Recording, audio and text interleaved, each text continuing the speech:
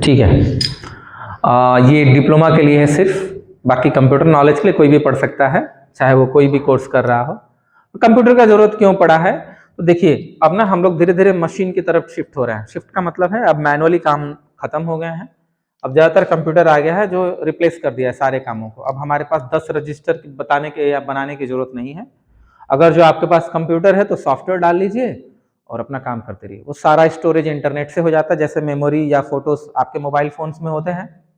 पहले ना हम लोग कॉन्टैक्ट डायरी पे भी लिख के रखते थे किसी का नंबर। अब क्या है, आप एक ईमेल आईडी बना लीजिए, मोबाइल से जोड़ दीजिए, सारा कॉन्टैक्ट उस ईमेल आईडी पे रहेगा।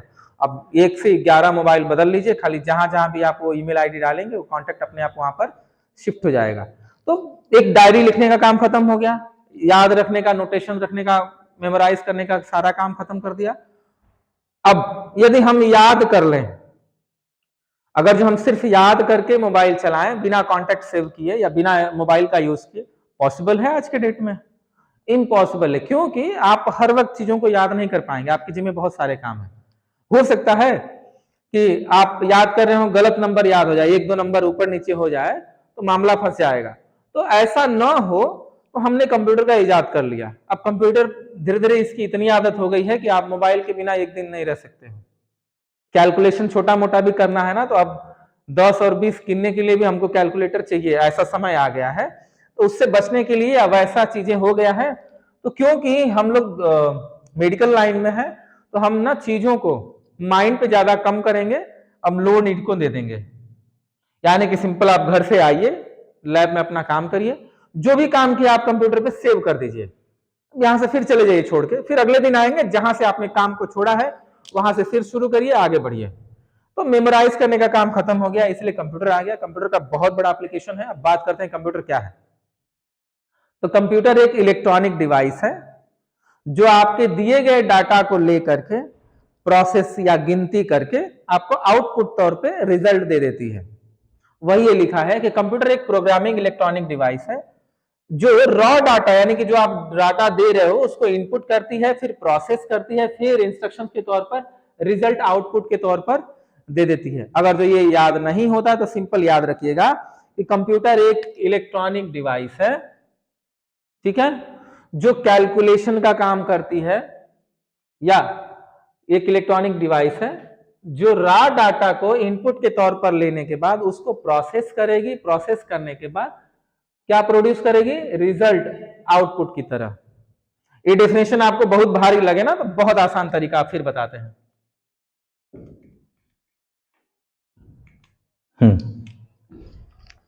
एक्चुअली ये क्या लिखा है, कंपोनेंट ऑफ कंप्यूटर, कि कंप्यूटर के क्या पार्ट्स होते हैं।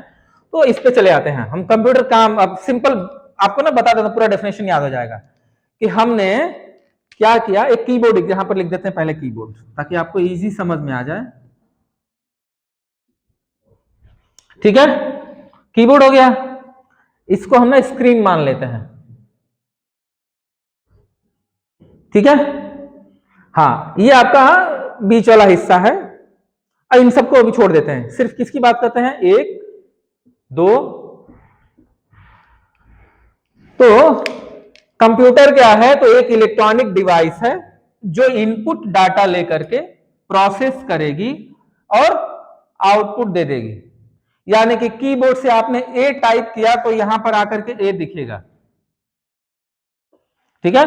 तो यहां पर कीबोर्ड लगा था, ये सीपीयू में लगा था, और सीपीयू से फिर मॉनिटर जुड़ा था, मॉनिटर यानी कि वो टीवी, ठीक है। तो फिर से बात करते हैं कंप्यूटर क्या है। तो एक इलेक्ट्रॉनिक डिवाइस है, तीनों मिला के क्या है, इलेक्ट्रॉनिक डिवाइस है जो किसी डाटा का इनपुट लेकर के उसे प्रोसेस करके आउटपुट दे देती है,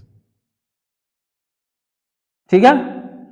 कैलकुलेटर भी क्या है, एक तरह का इलेक्ट्रॉनिक डिवाइस है। आपने ना 120 लिखा प्लस 120 फिर से लिखा, आपने इनपुट दिया, जैसे आपने ना इक्वल टू दबाया तो फट से जाके प्रोसेस करता है, यानी कि प्रोसेस यूनिट में जाएगा, प्रोसेस करेगा और फिर रिजल्ट के तौर पर आपको देगा 240। तो कंप्यूटर भी वही चीज है कि एक इनपुट डाटा लिया, उसको प्रोसेस किया और आउटपुट दे दिया। इसी को हम लोग इलेक्ट्रॉनिक डिवाइस बोलते हैं, ठीक है। सिंपल सिंपल ऐसे रखते हैं यार। चलिए अब एक एक करके बात करते हैं कंप्यूटर काम कैसे करता है या क्या है। पहले तो पार्ट्स ऑफ कंप्यूटर पे चलेंगे हम लोग।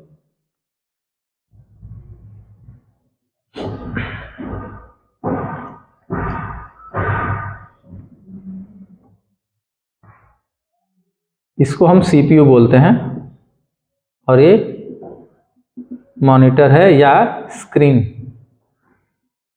और एक कीबोर्ड लगा देते हैं यहां पे।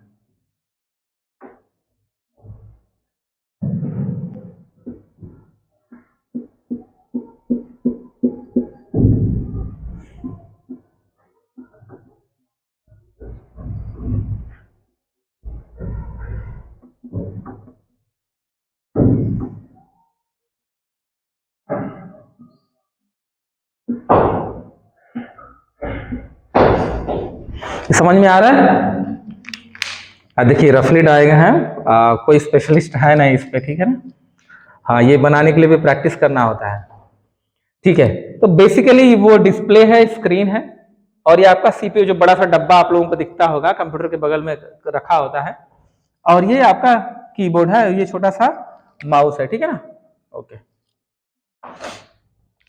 अब इसको सीपीयू क्यों कहा गया? तो जो भी चीज आप कंप्यूटर में लगाएंगे, ईयरफोन भी लगाएंगे तो वो भी इसी में लगाएंगे, मतलब उसका जो केबल होगी वो किसमें खोसेंगे? इसके अंदर ही। ठीक जैसे कीबोर्ड भी इसी से जुड़ा है, एरो मार्क मैंने इसलिए लगाया है कि कीबोर्ड भी किससे जुड़ा हुआ है? सीपीयू से। माउस भी इन्हीं से जुड़ा है, लेकिन अब यहां से एक सिग्नल बाहर जा रहा है, यानी कि जो इसमें जुड़ा है ना, स्क्रीन को, यानी कि जो भी हम इसमें दबाएंगे या जो भी इससे काम करेंगे वो किस में जाएगा? पहले सीपीयू में जाएगा, और सीपीयू में जब सारा प्रोसेस हो जाएगा तो वो कहां दिखाता है? स्क्रीन पे दिखाता है। यानी कि आपने यदि ए टाइप किया है तो ए पहले कहां जाएगा? सिग्नल इस सीपीयू में जाएगा, और सीपीयू क्या करता है? स्क्रीन पे आकर के ए दिखा देगा आपको। ये चीजें क्लियर है? पहले कंप्यूटर ऐसे ही काम करता है। अब इसको सीपीयू क्यों बोला गया है? सीपीयू का फुल फॉर्म है सेंट्रल प्रोसेसिंग यूनिट, माने एक ऐसी इकाई जो केंद्र लेवल पे सबको जोड़ रही है, ठीक है। सेंट्रल प्रोसेसिंग यूनिट, इसलिए इसको सेंट्रल प्रोसेसिंग यूनिट बोला गया है क्योंकि जो भी डिवाइस आप इसमें लगाओगे सब इसी से जुड़ी होंगी। ये भी तो इसी से जुड़ा हुआ है, ऐसा नहीं है कि इसका कनेक्शन हम इसमें दे सकते हैं। क्या देने से चलेगा? ये कभी नहीं चलेगा। यानी कि किसमें देना होगा आपको?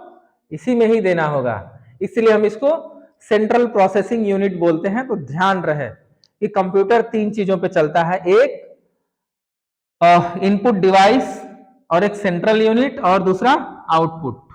तीन चीजें हैं, इसी को मिला के हम लोग इलेक्ट्रॉनिक डिवाइस बोलते हैं। बस सिंपल ऐसे याद रखिएगा।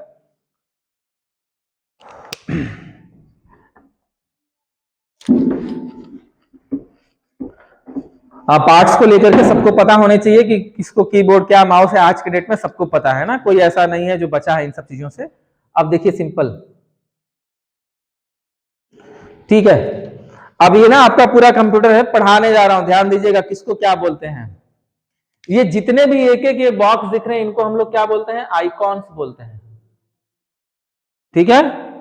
और ये जो पूरा ब्लू कलर का पूरा एरिया जो दिख रहा है ना, इसको हम लोग क्या बोलते हैं? डेस्कटॉप एरिया बोलते हैं, डेस्कटॉप एरिया। और ये जितने भी एक एक हैं इनको हम क्या बोलते हैं? आइकॉन्स बोलते हैं। जो नीचे यहां पर ये जो दिया हुआ है, यहां पर एक दिख रहा है ये, इसको हम लोग विंडो बटन बोलते हैं, विंडोज या स्टार्ट बटन। जैसे मोबाइल में आपके मेनू के लिए आप ऊपर क्लिक करते हो ना तो सारे आ जाते हैं, क्रोम से लेके सब कुछ, ठीक वैसे ही वो भी है। जब आप इसको क्लिक करोगे तो आता, जैसे आप उस पर कर्सर रखेंगे तो लिखता है कि यहां पर बिगिन करने के लिए यहां क्लिक करिए, लिखा है स्टार्ट, देखिए लिख के आ रहा है, यहां पे आ रहा है स्टार्ट। तो यही चीज है। अब ये जो नीचे दे रखा है ना, इसको हम लोग टास्क बार बोलते हैं। ये जो नीचे दे रखा है इसको क्या बोलेंगे? Task bar. और कुछ इसमें रह जा रहा है? हाँ, टास्क बार में क्या क्या चीजें होता है? तो बेसिकली जो हाल ही में यूज किए गए फाइल्स वो होते हैं, और यहां पर राइट कॉर्नर में डेट और टाइम डिस्प्ले होता है। राइट साइड में बॉटम में राइट बॉटम में टाइम डिस्प्ले होता है, ठीक है, या टाइम बार कह सकते हो आप, अलग अलग चीजें हैं। और इसमें अब इसको ना फुल जूम कर ले हम लोग, ये स्क्रीन बना कैसे है, क्वेश्चन आता है स्क्रीन बना कैसे है, तो डॉट से बने, इनको हम क्या बोलते हैं, डॉट। ये छोटे छोटे छोटे छोटे डॉट मिल करके ना, इसको जूम करेंगे, आपको दिख रहा होगा, खूब जूम करके देखेंगे ना तो आपको ऐसे दिखेगा, ठीक है। ये ना एक एक ऐसे ऐसे एक एक छोटे छोटे बॉक्सेस से मिल करके ये इतना बड़ा फील्ड बना है। इस छोटे छोटे बॉक्स, एक बॉक्स को हम लोग क्या बोलते हैं, डॉट बोलते हैं।